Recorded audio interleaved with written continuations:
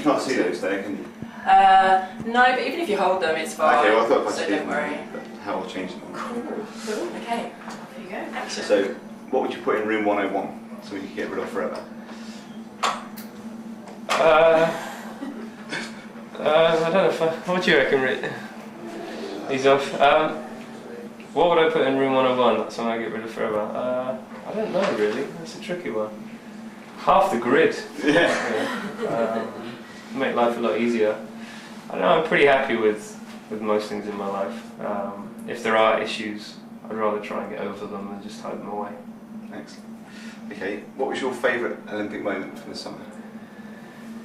Wow, there's a lot of ums coming out of my mouth as well. Probably Mickey. Is it Mickey Bushill, the Paralympic Right.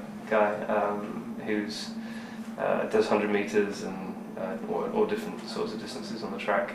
It's just amazing to see the emotion after. But I mean, everyone that competes in the Olympics and has got the best out of themselves, I think it's very emotional experience. You know, they put so much training in, and when they achieve, it's so special to share that with the people that they've worked with and also their family that have been through all the stressful times and the pain they've been through together. Well, yeah, something you can kind of identify with because you know. Yeah, but they only have it four times or once every 4 years. Sorry, so yeah, it's a very special moment. But the triathletes, because I'm big into triathlon, you know, two Brandy brothers, Mo Farah, you know, because he's such a personality as well. I think it was great for British sport, the Olympics. I think we should, you know, I'm sure everyone is very proud of our athletes, but also I think everyone should be proud of the support we gave them.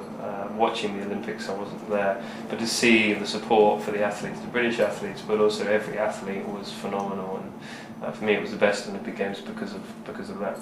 Yeah, it really lifted the whole country. It was a fantastic thing to go. Sports personality of the year could be a little bit tricky, but yeah. Are you a good dancer?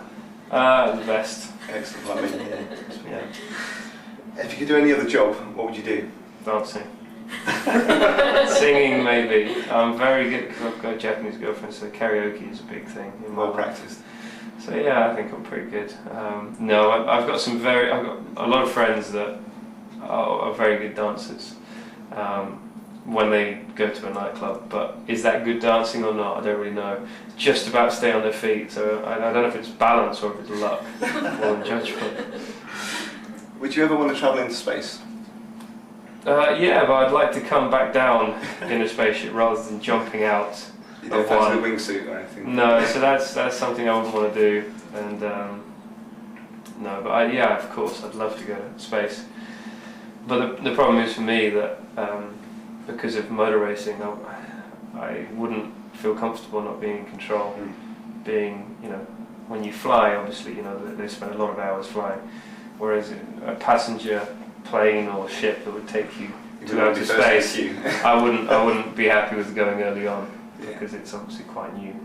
I wouldn't trust in the equipment and trust in humans. Technology. Yeah, it's always a weak link in every system. So what do you value most in life? Value? Well, this is quite an interesting one because I know you've probably noticed because you watch F1, I guess. This isn't your first experience. I always have my families and friends at the races, and when you get into Formula 1, that's one thing that a team manager or a team owner will always tell you not to do, and that is to focus on racing. But when you've been in the sport for a while, you realise that this is a massive part of your life, and you've got to really experience it with people that you love and people that you care about. Otherwise, there's no point. You know, you look back at the end of your career and think, I had a great career, but I don't have anyone to share those memories with. Exactly. So it's your loved ones around you experiencing good and bad times together. So what do you like to do in your downtime? In my downtime, it freaks a lot of people out, but I like hurting myself in a good way, not in a strange way, but in triathlons and cycle events and marathons and things like that sort of thing.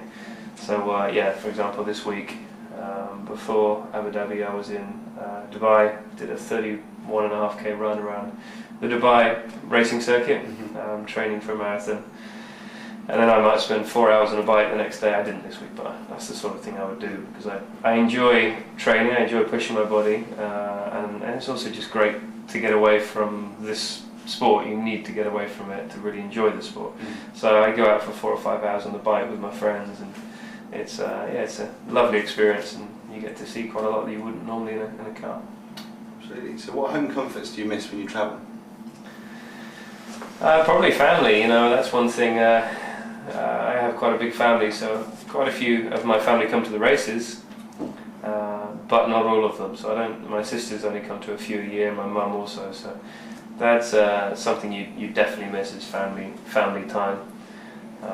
This winter as well, I'm not going to be at home for Christmas because it's been such a crazy year that I need to get away for a few weeks, and obviously Christmas is right in the holiday, and then so it's tricky. So I'm going away, but I will see my family before I go for a few days, which would be nice. So that's one thing you miss from travelling. Okay. So what's next for your charitable trust? The next thing, there's things happening all the time. For me, in terms of working with Halcyon events, we will be doing something in Monaco next year, which will be good. There'll be other Grand Prix, we'll be doing some stuff as well, and also triathlons. We have one in August. I don't know the exact date yet, probably the later.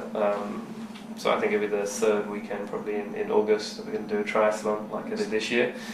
And there's a lot more time to plan, which is great. So hopefully it's going to be a much bigger event, a better event. It was a great event anyway, but we can raise hopefully more for the trust and give the money to the charity that we think is the right charity to give it to at that moment in time.